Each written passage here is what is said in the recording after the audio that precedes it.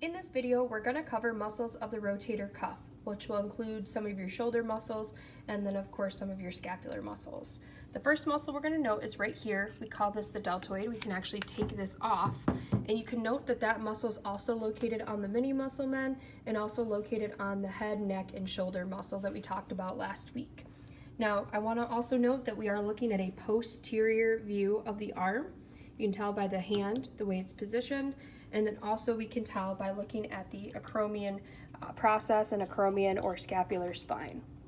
So the muscles I had you learn, the bones that I had you learn last week on the scapula for the markings were the supra and infraspinatus fossas. This is why I had you learn it, because you have an supra and infraspinatus muscle.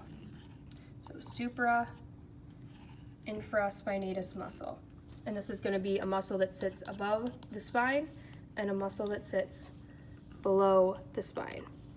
Now the next two muscles are the teres major and teres minor, and I have a cute little mnemonic to always remember these two. So the teres minor needs to be, it's a minor, it needs to be with another person, right? We always think of minors as not adults yet. So this muscle is not ready to be on its own yet. So we refer to this as the teres minor muscle. It's grouped together with the infraspinatus muscle. So that's a cute little way to remember that. But teres major is an adult and can do its own thing and live as its own independent muscle. So that one is going to be the muscle that is split off from this group. So again, supraspinatus, infraspinatus, teres minor, and teres major. Now if we go to the anterior view, there is one more muscle we're going to note, and it's going to be located right here within the rotator cuff, and it's going to help connect that joint to the scapula anteriorly, and we call this muscle subscapularis. Okay, so this is your subscapularis.